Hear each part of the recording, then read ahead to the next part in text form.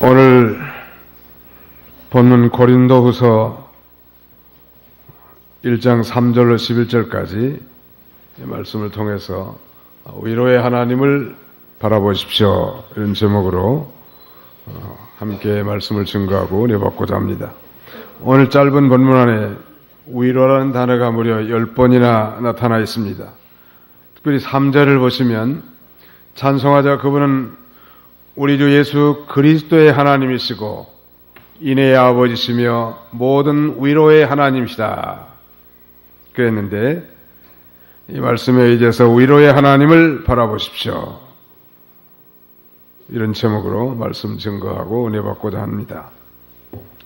바울은 데살로니가 교회에 보내는 두 번째 편지에서 데살로니가 후서 제2장 16절 이하에 이렇게 말씀합니다. 우리 주 예수 그리스도와 우리를 사랑하시며 은혜 가운데 영원한 위로와 선한 소망을 주시는 하나님 우리 아버지께서 너희의 마음을 위로하시고 라고 편지하고 있습니다.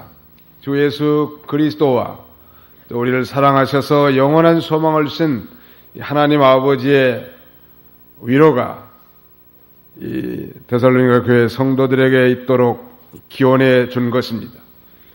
오늘 거룩한 주일에 주님 앞에 나온 여러분들의 모든 심령에도 우리 주 예수 그리스도의 은혜와 영원한 위로를 주신 성부 하나님의 위로가 여러분들의 심령에 충만하시기를 주님의 이름으로 축원합니다. 영국의 이 빅토리아 여왕은 스코틀랜드의 성 앤드류 대학 총장 튤록 부부와 아주 가까이 지냈다고 합니다. 그런데 1861년 빅토리아 여왕의 남편 앨버트 공이 별세함으로 여왕은 외로운 여자가 되었고, 이 같은 해 앤드류 대학 총장 튤록 총장도 죽어서 총장 부인 역시 외로운 여자가 되었습니다. 어느 날 여왕은 예고 없이 과부된 튤록 부인을 방문하게 됐는데, 갑작스런 왕의 방문 때문에 벌떡 의자에서 일어서려고 하는 이 총장 부인을 만류하면서 여왕은 이렇게 말했다고 합니다. 일어나지 마십시오. 나는 오늘 여왕의 신분으로 당신을 찾아온 것이 아닙니다. 다만 남편을 잃은 여자가 남편을 잃은 여자에게 찾아온 것입니다, 라고 말했다고 합니다. 아마 남편을 잃고 슬픔과 비통함에 빠져있는 총장 부인에게는 이 빅토리아 여왕의 갑작스러운 방문이 큰 위로가 되었을 줄로 믿는 것입니다. 이와 같이 만왕의 왕이신 예수 그리스도께서 인간의 몸을 입고 이 땅에 오셨는데 우리의 슬픔을 위로하러 오신 것입니다. 그래서 슬픔의 근원이 되는 세상 죄를 지시고 십자가에 돌아가 이 죽으심으로 말미암아 죄로 말미암으니 하나님의 심판의 공포에서 우리를 해방시켜 주신 것입니다. 그래서 우리가 부른 찬송대로 슬픈 마음 있는 사람들, 예수님의 이름을 믿으면 영원토록 변함없는 기쁜 마음을 얻게 하신 것입니다. 오늘 우리 성령 하나님께서 믿는 자들 속에 이 영주에 계시는데, 바로 이 언제나 우리의 위로에 성령님께서 응해 주시는 것입니다.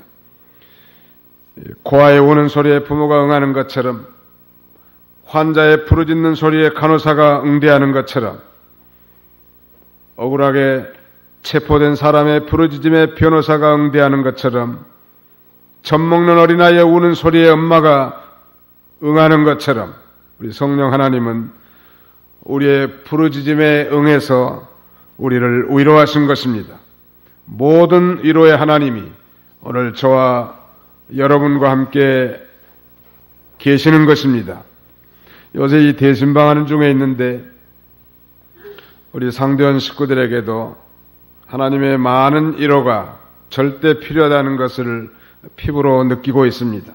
한 치 앞도 내다볼 수 없는 우리의 인생과 우리의 삶 속에서 여러 가지 환난과 질병, 그리고 역경과 실패, 이런 환경이 다가올 때야말로 정말로 우리가 기댈 만한 것은 하나님의 위로뿐인 것입니다.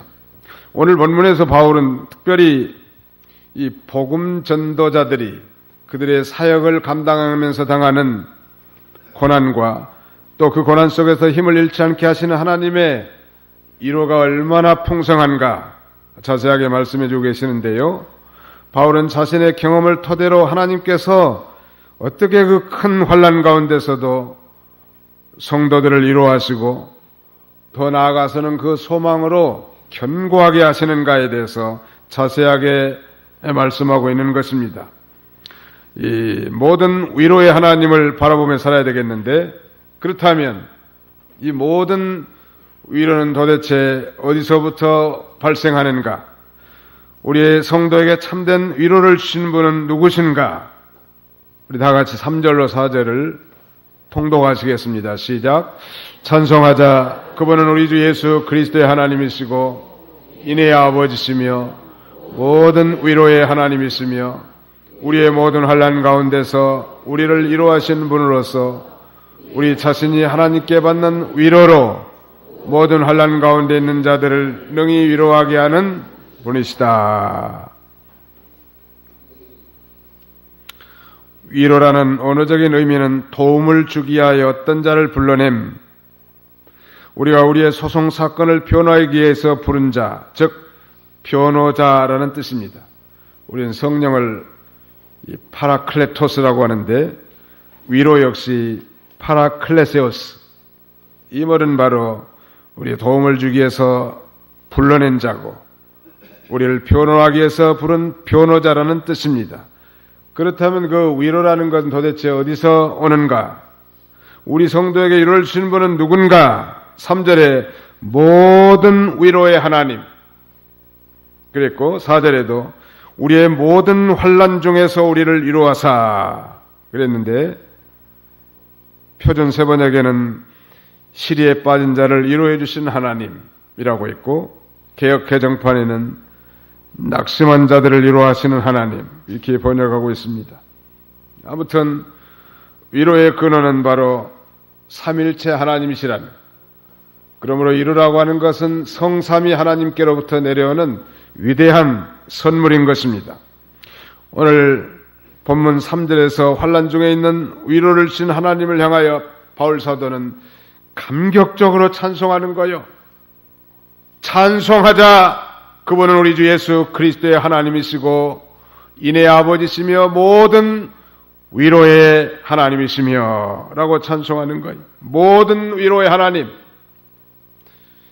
God of all comfort, 모든 위로의 하나님. 다시 말씀드리면 모든 위로는 하나님께로부터 나온다고 이렇게 찬송하는 거예요. 도대체 그가 하나님을 어떻게 이렇게 찬양한 구체적인 이유는 무엇인가?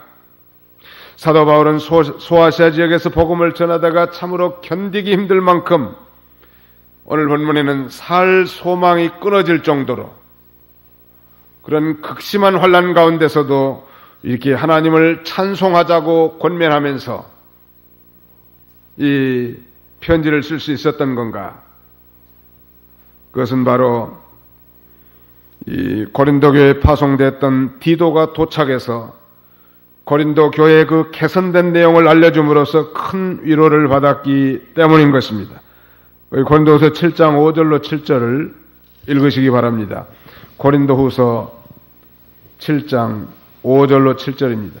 우리가 마케도니아에 이르렀을 때 우리 육체는 조금도 편안하지 못하였고 오히려 여러 가지 면에서 환난을 당하여 밖으로는 싸움이 있었고 안으로는 두려움이 있었다. 그러나 낮고 천한 자들을 위로하시는 하나님께서 디도를 돌아오게 하셔서 우리를 위로하셨다. 그가 돌아온 것뿐 아니라 그가 너희에게 받은 그 위로로 위로하였으며 나에 대한 너희의 사모함과 애통함과 너희의 열심을 우리에게 보고할 때에 나는 더욱 기뻤다. 예, 아시아에서 복음을 전하면서 살 소망이 끊어질 만큼 극심한 그런 환난 속에서도 고린도교에 파송됐던 디도 목사의 이 보고를 듣고 그 환난 가운데서도 너무나 기쁘고 큰 위로를 받았다는 거예요. 여러 교회를 목회하면서 이제 돌아볼 때 지나온 교회, 과거에 심어했던 교회가 성도들이 든든하게 서고 그 다음에는 또 교회가 안정이 되고 또 많은 봉사와 선교와 하나님의 일에 참여할 때 이 전임자로서 참 그 기쁨이 충만하고 목회의 고단함 가운데서도 위로를 받는데 대사도인 바울이 이 소아시아 지역에서 복음을 증거하고 하나님 나라 건설에 이바지하면서 죽을 고통을 당하는 그런 가운데서도 항구 도시 타락한 도시에 복음을 증거해서 세운 이 고린도 교회 교인들이 그들의 잘못된 사항들이 개선된 내용을 이 디도로부터 보고받고 말할 수 없는 위로를 얻었다는 거예요. 거기 4절 말씀에 다시 보시면 우리의 모든 환난 가운데서 우리를 위로하시는 분으로서 우리 자신이 하나님께 받는 위로로 모든 환난 가운데 있는 자들을 능히 위로하게 하는 분이시다. 하나님께서는 모든 환난 중에 있는 우리를 여러 가지로 위로해 주시는 거예요. 환난으로 쓰러지고 약하고 상처받았을지라도 그래서 죽을 지경에 이르렀을지라도 하늘로부터 하나님의 위로의 약이 내려오면 깨끗이 치료된다는 거예요. 약 가운데서 그래서 제일 좋은 약은 하나님의 위로의 약이 믿으시기 바랍니다. 오늘 이 시간에도 성령과 진리의 역사로 성령, 위로의 영이신 성령으로 말미암아 여러분들의 상처받고 고난받고 실패하고 좌절하고 역경 가운데 있다 할지라도 여러분들의 모든 것들이 치료되는 복된 시간이 되시기를 주님의 이름으로 축원합니다. 이사야 66장 13절 이하에 어느 분이 한번 읽어보세요. 이사야 66장 13절 13절 어머니가 자식을 위로하듯 내가 너희를 위로함으로 너희가 예루살렘에서 위로를 받을 것이다. 너희가 이를 보고 너희 마음이 기뻐하며 너희 뼈가 풀처럼 기운차게 자라날 것이다. 예, 어머니가 자식을 위로함 같이 내가 너희를 위로할 것인즉 우리 하나님은 위로의 하나님이요. 또 이사야 40장 1절 이하에 보니까 너희 하나님이 가라사대 너희는 위로하라 위로하여라 내 백성을 위로하여라 너희 하나님께서 말씀하신다. 너희는 정답게 예루살렘에 말하며 그에게 외쳐라. 그의 전쟁이 끝나고 그의 죄가 용서받았으며 그가 자기 모든 죄 때문에 여호와의 손에서 2배나 받았다 라고 이사야 선지자가 외치는 거예요. 유다 백성들이 하나님 앞에 범죄함으로 바벨론에 포로 잡혀갔지만 그들이 거기서 70년 동안 회개하고 하나님을 사모하고 순수한 신앙으로 이제 돌아오자 하나님께서는 이제 고레스를 세워서 바벨로니아를 멸망케 하고 페르시아 제국을 세웁니다. 고레스는 칙령을 내려서 이 유다 백성들로 하여금 원하는 자는 본토로 돌아가도록 그래서 자기 신인 하나님을 섬기고 성전을 건립하도록 칙령을 발효하는 거예요. 그 말씀을 이사야 선지자를 통해서 증거함으로 백성들로 하여금 위로받게 한 것처럼 오늘 아담의 후손으로 태어난 모든 인류들에게 즉 죄와 사망을 가지고 죄와 사망을 무기로 우리를 고통 중에 빠뜨리는 이 마귀의 괴계로부터 예수 그리스도를 이 땅에 장차 보내실 것인데 그 예수 그리스도를 믿는 자가 죄사함 곧 구원을 얻게 될 그런 위대한 메시지를 증거한 것입니다. 그러므로 이 성도의 진정한 위로는 예수 그리스도를 믿음으로 말미암은 사제의 은총으로부터 시작되는 것입니다. 예수를 믿으면 세상에서 얻지 못하는 참된 위로를 받는 거예요. 그건 바로 이 우리의 모든 시리와 비탄, 고통과 저주의 근본 원인인 죄의 문제가 제거되었기 때문인 것입니다. 오늘날 보혜사 성령님을 통해서 이 시간에도 진리의 말씀으로 오늘 우리가 당하는 모든 고통과 환난의 그런 역경 가운데서도 강력한 영으로 역사하셔서 마침내 우리의 고통을 극복하고 마침내는 더 큰 하나님의 나라의 소망을 갖도록 하시는 하나님이시죠. 위로의 하나님을 바라보십시오. 30여 년 전에 가수 윤복희 씨라는 사람이 여러분, 영어로는 It's You라고 하는 곡을 발표해가지고 소위 그랑프리를 수상한 적이 있었습니다. 제가 대학 다닐 때니까 상당히 오래된 것입니다만, 윤복희 씨는 권사님이시고 그의 오빠 가수 윤한기 목사는 이제 목사님이 돼가지고 목회를 하시는데, 그 가사, 이 여러분이라고 하는 이 가사의 마지막 부분에서 이렇게 마무리합니다.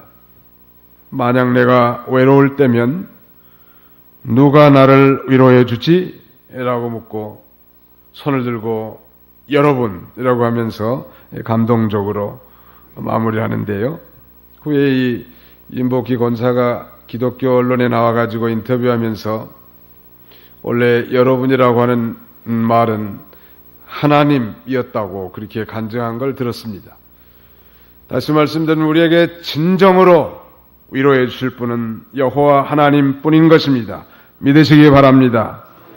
그렇다면 이 모든 위로의 비결은 무엇일까요?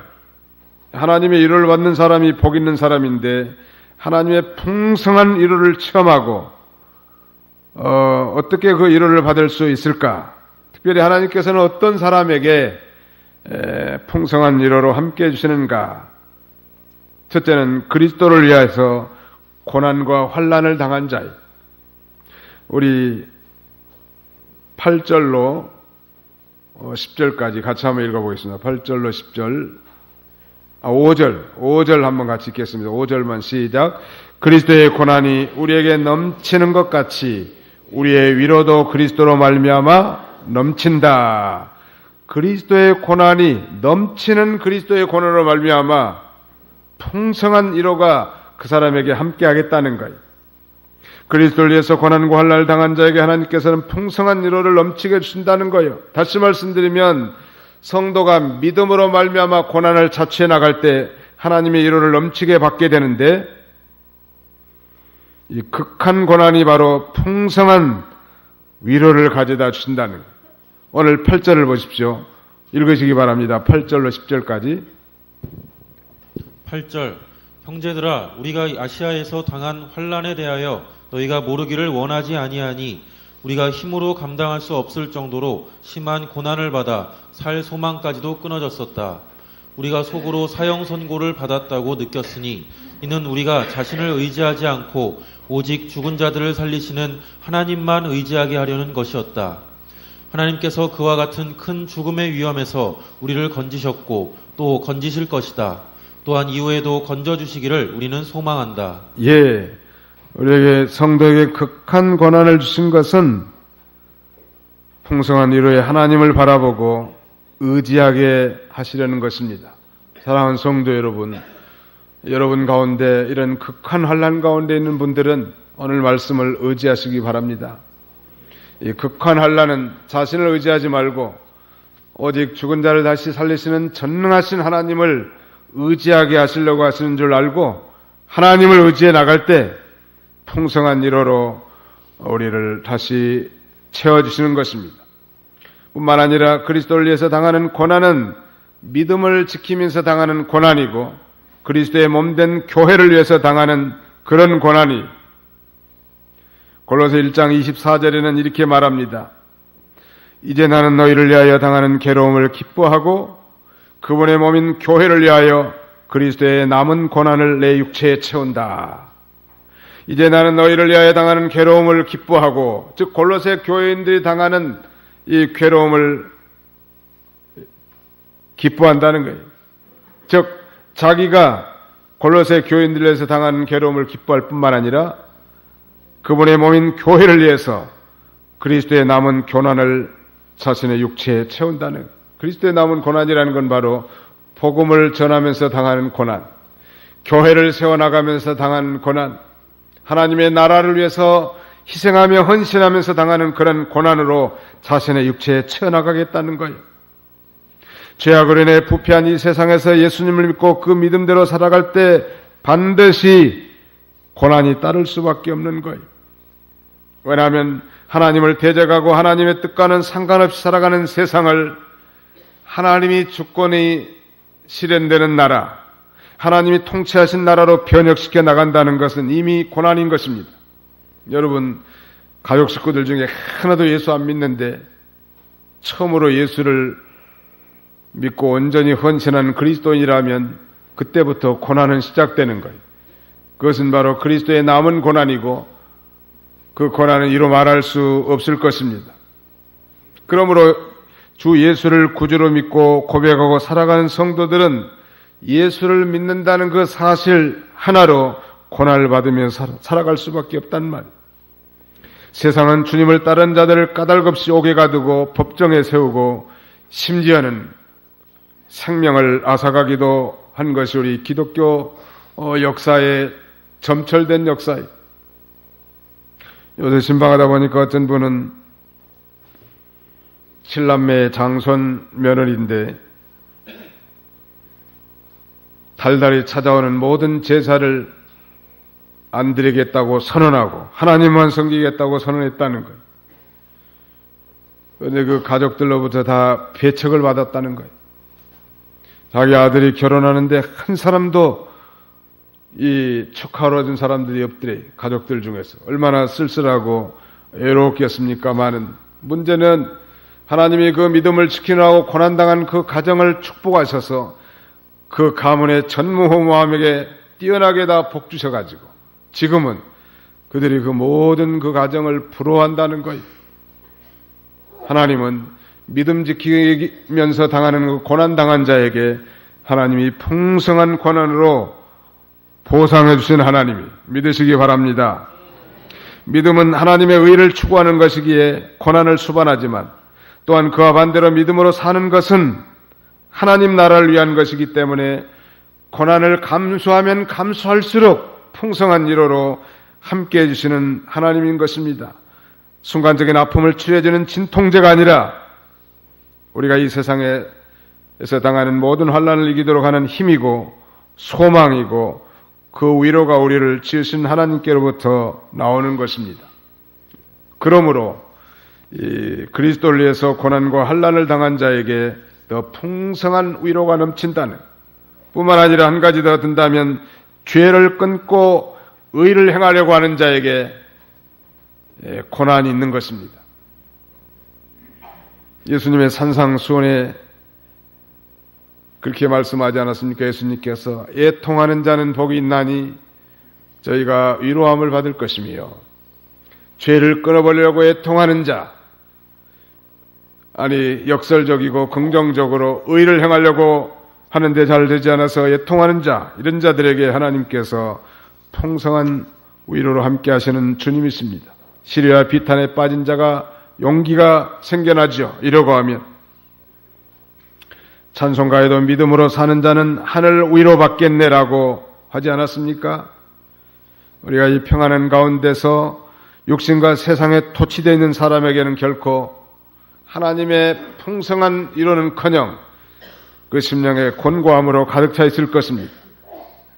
고린도후서 4장 7절 읽으시기 바랍니다. 뒤로 좀 넘어가서 고린도후서 4장 7절 2장만 넘어가 보세요. 우리가 이 보배를 질그릇 안에 가지고 있으니 이는 심히 큰 능력이 하나님께 있고 우리에게서 나온 것이 아님을 보여주려는 것이다. 우리는 사방에서 억눌림을 당해도 진둘리지 않고 답답한 일을 당해도 낙심하지 않으며 박해를 받아도 버림을 당하지 않고 넘어뜨림을 당해도 망하지 않는다. 우리가 항상 예수님의 죽으심을 우리 몸에 지니고 다니는 것은 예수님의 생명이 또한 우리 몸에 나타나게 하려는 것이다. 예, 직분을 받은 사람들이 낙심하지 않고 사명을 감당할 수 있는 이유는 능력의 심히 큰 것이 하나님께만 있고 자신에게는 없다는 사실을 아는 거예요. 그래서 하나님의 위로를 바라보고 의지하고 나가기 때문에 그 하나님의 위로가 그 사람에게 임재해서 넉넉하게 감당해 나가게 하는 거예요. 그럼 우리가 믿음 생활하고 자신의 직분을 감당하면서 때로 낙심이 되고 좌절하고 손을 늘어뜨릴 때도 종종 있을 수 있지만, 그러나 능력의 힘이 큰 것이 하나님께 있고 자신에게 없는 줄 알고 위로의 하나님을 바라보고 의지함으로 우리의 모든 직분과 사명을 잘 감당해 나가야 할 것입니다. 결론적으로 모든 위로의 결과는 무엇일까요? The result of all comfort. 모든 위로의 결과. 하나님은 하나님의 위로를 충만하게 받은 자를 어떻게 살게 하시는가? 그 하나님께 받은 위로로서 두 가지, 오늘 순서지에 보시면 환난 중에 있는 자들을 능히 위로하게 하시고 믿음의 고난을 잘 견디게 된다는 것. 우리 모두가 그리스도의 고난을 잘 견디게 만들므로써 온전한 신앙 인격자가 되고 하나님 나라의 건설에 이바지하게 하시는 하나님이에요. 전에도 한번 말씀드린 것 같습니다만 우리 교단의 정신적 지주였던 분 중에 한 사람인 서울 아현교회 김현보 목사님은 숫자가 많으니까 교인들이 일일이 자세하게 신방은 잘 못하고 늘 문간 신방을 했다고 해요. 문간 신방. 이게 대문간에 서서 그저 이 한마디 물어보고 가는 거예요. 그 질문의 내용이 요새 위로가 있느냐 하고 질문하고 간대. 그러면 예 하면 아마 그냥 지나간 거예요. 저도 설교를 시작할 때는 꼭 한마디 합니다. 지난 한 주간 평안하셨습니까? 라고 질문하면 여러분들이 아멘으로 대답하시더라. 그래서 여러분들이 다 위로받고 평안한 줄로 믿는 거예요. 모든 위로의 결과, 그건 바로 환난 중에 있는 자들을 능히 위로하게 하는 거예요. 릭 워런의 회복으로 가는 길이라고 하는 책 제8장 마지막 단원에 보면 고통을 재활용하라 이런 장이 나오는데요. 거기 보면 하나님께서는 당신의 삶에 고통을 허락하셔서 위로의 손길을 통해 궁극적으로 치료해 주시고 마침내는 다른 사람을 도울 수 있게 해준다고 기록하고 있습니다. 이 판교 쪽으로 버스 타고 가다 보면 어떤 교회 벽작에 상처가 별이 되어 라고 하는 그런 슬로건이 걸려 있는 걸 봤습니다. 상처가 별이 되어. 여러분, 우리가 이 세상의 모든 환난과 고난을 통해서 상처받은 그 심령들이 정말 예수 그리스도를 믿고 치료되고 회복되어서 이제 별과 같은 존귀한 자로 쓰임받게 될 걸 우리에게 가르쳐주는 거예요. 하나님 우리의 약점을 이용하십니다. 하나님께서 자신의 약점을 고쳐달라고 하는 바울의 기도에 그렇게 응답하지 않았습니까? 내 은혜가 내게 족하도다 이는 내 능력이 약한 데서 온전해짐이라. 하나님께서 우리의 자신감을 완전히 무너뜨리시고 우리의 약점을 이용하시는 거예요. 그래서 그것이 도리어 강점이 되게 하는 거예요. 주여 불쌍히 여겨 주옵소서. 주님이 도와주지 않으시면 아무것도 할 수 없고 주님의 위로가 아니면 살아갈 수 없는 연약한 존재입니다. 이 시간에도 주의 성령님이 친히 함께하사 하나님이 능력이 되어주시기를 원합니다. 그렇게 기도하는 거예요. 그래서 자기가 위로받고 그걸 통해서 다른 사람들을 위로할 수 있는 동정의 사람이 되는 것입니다. 다시 말씀드리면 자신이 실제로 경험한 일이 없다면 진정으로 다른 사람을 위로할 수 없는 걸 가리키는 것입니다. 상처 입은 치유자, wounded healer라고 하는 말이 있는데 심리학자 앨리슨 바라고 하는 사람이 그의 연구에 의하면 상담사의 74%는 한 가지 이상의 상처가 결국 그들이 상담사라고 하는 직업을 선택한 중대한 영향을 끼쳤다라고 말합니다. 소위 상처 입은 치유자로 살고 있는 것이죠. 상처 입은 치유자란 말은 오직 상처를 입은 자만이 지금의 상처를 입고 고통 중에 있는 자를 진정으로 위로하고 치료할 수 있다는 것입니다. 여러분, 알코올 중독자를 가장 잘 돌볼 수 있는 사람이 누구이겠습니까? 과거에 자신이 알코올 중독으로 고통 중에서 경험을 해본 사람일 것입니다. 직장을 잃고 파산해본 사람이 그러한 처지에 있는 사람을 잘 도울 수 있지요. 학대를 받아본 사람보다 학대의 고통을 겪고 있는 사람을 잘 위로할 수 있는 사람은 없을 것입니다. 막다른 길로 치닫는 자녀를 둔 사람보다 그 부모를 잘 케어할 수 있는 사람은 없는 것입니다.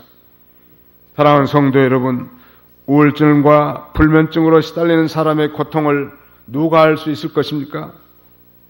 머리만 대면 코를 대는 그런 인간들이 그런 고통 중에 있는 자들을 결코 어루만질 수 없을 것입니다.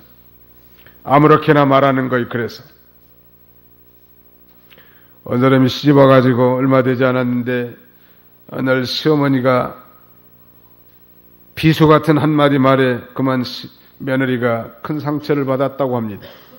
무슨 말을 했는지 잘 모르지만 아마 친정 가족에 대해서 나쁜 말을 뭐예요. 상처받은 며느리가 참다 못해서 어느 날 도저히 견딜 수가 없어서 내가 이 노인에게 말하지 않고는 더 이상 생명을 지속할 수 없다고 판단하고 말씀드리기로 작정한 거예요. 나는 어머니 한마디 때문에 지금까지 이렇게 상처를 받고 고통 중에 살고 있습니다. 며느리의 말에 시어머니는 몸둘 바를 몰라 하면서 아가야 너무너무 미안하구나. 내가 잘못했다. 용서하거라. 그래서 며느리가 마음이 조금 가라앉고 감정이 풀렸는데 시어머니의 그 다음 말에 그만 그 며느리가 절도해버렸다고 합니다. 그런데 아가야, 그때 내가 너에게 무슨 말을 해서 그렇게 상처를 받은 거냐? 시어머니는 무슨 말을 했는지조차도 모르는 거예요. 무심결에 발길로 찬 돌멩이가 뛰어가는 개구리를 이맛박을 쳐가지고 즉사하게 만들어놨다는 거예요. 그런 사람들 많아요. 목회하다 보니까요. 당당하게 그런 분들이 많더라. 목사님, 저는 뒤끝은 없습니다. 그러더라고. 뒤끝이 없다는 얘기는 앞끝은 있단 말 아니에요. 그리고 말 한마디 해놓고 상대방은 상처받아가지고 잠을 못 자는데 자기는 코만 디링디링 굴고 잘만 자. 위로자가 될 수 없는 거죠. 정말 잠을 못 이뤄보고 고통 중에 있는 그런 불면증에 시달린 사람이 잠 못 잔 사람을 위로할 수 있는 거예요. 날마다 잠만 잘 자는 인간이 어떻게 그 사람의 고통을 이해할 수 있겠냐는 말이에요. 못 이해하는 거예요. 그래서 함부로 말하지 말아야 해요. 우리 따라서 합시다. 함부로 말하지 맙시다. 함부로 말하지 마세요. 당신들이 그 사람의 고통을 정말 체험해봤냔 말이에요. 알 수 없는 거예요. 그래서 우리는 상대를 존중해 나가야 합니다. 존중해야 돼요. 뒤끝이 없는 게 다가 아니고 언제나 진정으로 위로자의 편에 서야 할 것입니다. 우리는 위로받은 사람이 예수 그리스도는 진정한 위로자죠. 예수 그리스도로 말미암아 모든 비참함의 처지에서 우리는 영원한 위로를 받은 자 아닙니까? 그렇다면 이제 다른 사람들에게 위로를 베풀어야 할 정령 그런 자가 된 것입니다. 하나님께서는 우리의 삶의 모든 고난을 허락하셔서 궁극적으로 풍성한 위로로 치료해 주시고 마침내는 다른 사람들을 도울 수 있게 해주신 것입니다. 모든 사람은 상처와 습관, 고질적인 습관, 그리고 심리적인 장애를 가지고 있습니다. 저는 미국에 가서 만 4년 이민 목회라는 경험이 있습니다. 그 이민사회에 가보니까 교민들이 생각과는 달리, 들은 소문과는 달리 많은 상처들이 있더라. 소위 멘탈 프로그램들이 다 있어. 생각해 보십시오. 언어도 통하지 않고 물과 낯이 서러운 세계에서 정말 열심히 일하지 않으면 살 수 없어요. 우리 한국 사람들보다, 한국에 계신 분들보다 아마 배나 노력해야 돼. 4인 가족 집세가 거긴 다 월세밖에 없는데 우리 돈으로 한 200만 원 정도 든 거예요. 그러니까 한 사람은 벌어서 집세 내야 돼. 그러면 나머지 한 사람이 또 부지런히 일해야 돼. 아프면 안 돼. 아플 시간도 없어요. 얼마나 애롭겠냐는 말, 힘들고. 그러므로 그들도 하나님의 위로가 많이 필요했었습니다.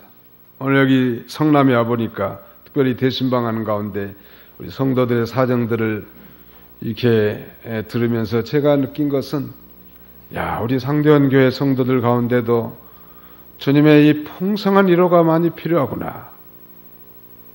위로 없이는 정말 살 수 없는 그런 분들이 계시더라. 신방 갔는데 눈물로 신방을 받는 분들이 종종 계셔요.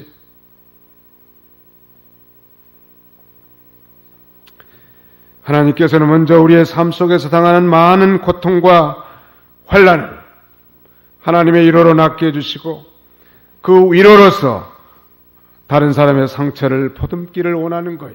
다른 사람에게 상처 주지 마십시오. 위로하시기 바랍니다.